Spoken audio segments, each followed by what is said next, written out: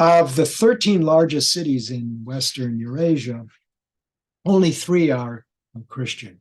All the others are Muslim. But by the 15th century and afterwards, it's a real change. You begin to get cities in the West.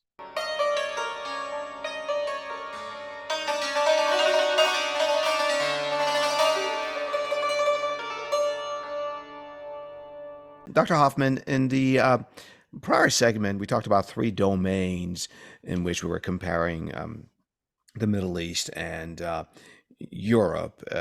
One was intellectual, the other one was military. The one that I forgot to ask you about in follow-up was the economic factor. Okay. The economic factor is pretty clear. I mean, it's pretty clear that Europe was way behind the Middle East in the year, say, 1000. How do we know that? No one was publishing GDP per capita. Yeah, GDP. yeah. But here's a crude measure. Where are the largest cities in Western Europe and Asia? Western Asia and Europe. So Western Eurasia. Yeah. That includes most of the Middle East and Eastern and Western Europe. Of the 13 largest cities in Western Eurasia, only 3 are Christian.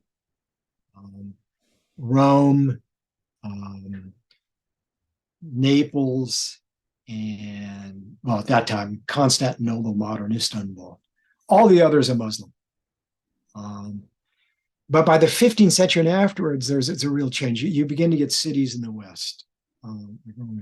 More important, you can start getting other measures of economic growth or levels of income. Why is a city okay, good point. It's like a measure of economic progress? To have a large city, you had to have productive agriculture. Okay, it's one thing if everyone is a farmer and produces his or her own food. But in a city, you have people who don't farm and have to be fed. We either have to have productive agriculture or extremely good transportation. This is at a time when shipping bulky crops like grain, the major food stuff in Western Eurasia, is prohibitively expensive overland if it's more than about 60 miles, 100 kilometers. It's just not worth it. It costs too much. You'll burn up all the cost of the shipping exceeds the value of the product you're shipping. It'd be like, buying a $10 book from Amazon and paying $50. You can ship things by water, on rivers, on coasts, much longer distances. But it means if you're inland, you can't do that. Yeah. So you have to have highly productive agriculture or extremely good transportation with rivers, canals, and so on. So this is the year 1000. Having a big city means, well, they've got productive agriculture. Huh. Yeah. What about something maybe a little more, reasonable? Yeah. You have real wages, wages adjusted for the cost of living. In 1450, they are lower in Istanbul than they are in London or Antwerp in the Netherlands. By 1750, they are higher in Paris than they are in Istanbul, higher by 1815, Leipzig in Germany. So you get higher real wages. The standard of living is higher in Northwestern Europe by the 15th century and thereafter, certainly by the 18th century. You even have now people have tried to estimate per capita real GDP, and it is 43% higher in Great Britain, in 1700. 19% higher in France than in the Ottoman Empire. This is all comparing to the Ottoman Empire. Yeah. That's what has been done. So 43% higher in Great Britain, 19% higher in France. That's in 1700. By 1870, the gap is even bigger, 165% for Great Britain versus the Ottoman Empire. 64% higher for France versus the Ottoman Empire. So much higher GDP per capita as early as 1700 and higher wages even earlier. So that's a sign that the Middle East had fallen behind. Yeah. What I'm wondering is this: having fallen behind, how is it that the Middle East has not caught up? And I want to bring one country to put this in perspective, and you mentioned that country, Japan. Japan was, for Japan, historically speaking, the big sort of nation to emulate was China. So Yeah. Japan itself was not a very advanced country in many different respects. For a variety of different reasons, by the 1860s and 1870s, they started to change. So having the reason I mentioned that, Dr. Hoffman, is that being behind doesn't mean that you will always be behind. Oh no, and it never it shouldn't. It shouldn't. Yeah, and Japan is a case example of that. I mean, politically they went the wrong way in World War II, obviously, but Yeah. Scientifically and militarily, there was a lot that was going on. Why didn't that happen in the Middle East? Okay, I could say something about Japan to begin with. Sure. It's a contrast. It has a lot to do with politics.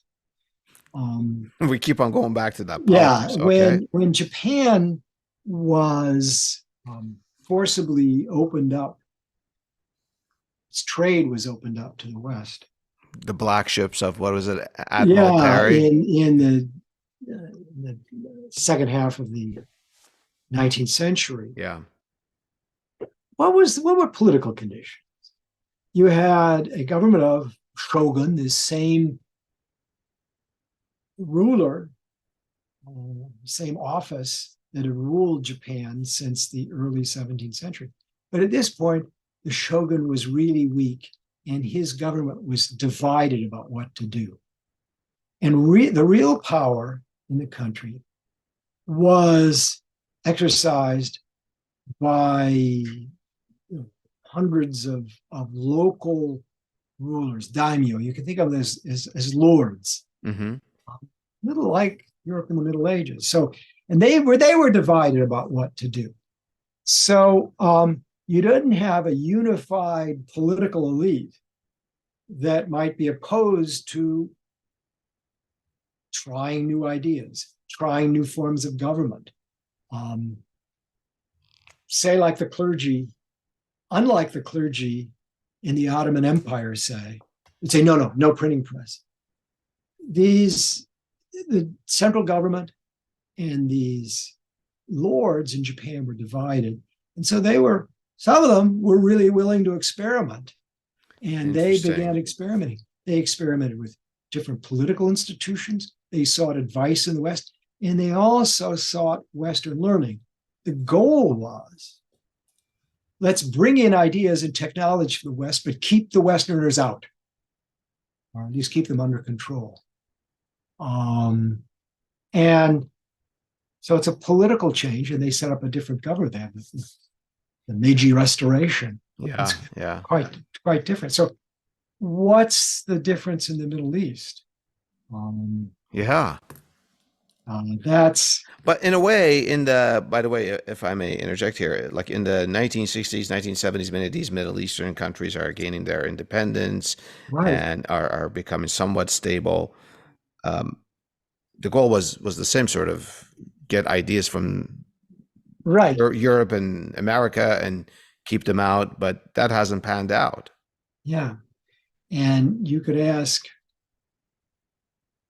were they handicapped by existing political conditions, which would include the effect of colonial rule, or the conditions of the partition of the Ottoman Empire, particularly after World War One, where you set up you set up countries whose boundaries may not respect, the borders of different ethnic groups. And that may make it very difficult to rule. The sort of unnatural boundaries, if you Yeah. will. And this creates a real problem with providing public goods, better transport, even security. You get fighting among ethnic groups, and it's clear. You see this elsewhere. You see it in Africa. Is that a factor? In comparison to the Middle East, a country like Japan is rather homogenous. Actually, that's yeah, an interesting point. It's extremely homogenous. Yeah. And you don't have that problem. That's a good Mhm. observation. Yeah. And you now have a new political elite in Japan is setting up political institutions that are conducive to growth. Political institutions that can provide security, protect your property, your person, but at the same time, they're not threatening to take your property without some kind of compensation. Interesting. So, There's something that you said in the prior segment that intrigued me. Now that we're in the Middle East, I want to revisit it.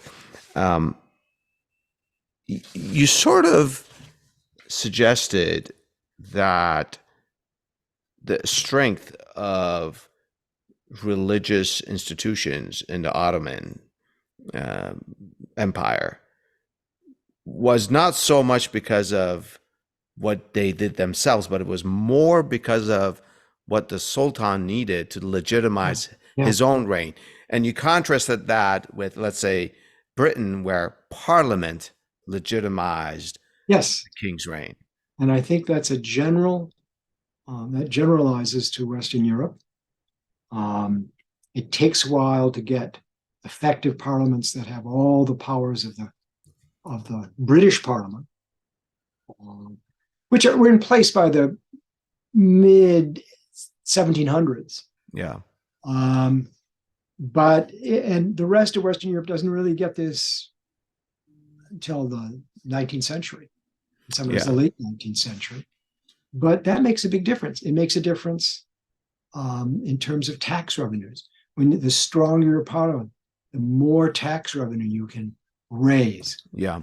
So if the Middle East, and we're grossly generalizing here, but I think it's applicable, more and more relies on religion to legitimize its own rule, especially in the 19th century and the decades throughout the 20th century, off and on at least. What did Japan's ruling elite use to legitimize their rule, let's say in the 1860s, 1870s, 1880s, when they were blossoming economically, militarily, and all of that? I'm trying to figure out what was the difference there. Okay, I'm not entirely sure what the difference was. Yeah. But I think it was this willingness to try things that were new, reject things that didn't quite work, and settle on a form of government that provided legitimacy, what was in what was a largely homogeneous society, and protected these property rights and everything like that, and allowed for growth. And it was a striking invention. The contrast with China is just startling. The contrast with China?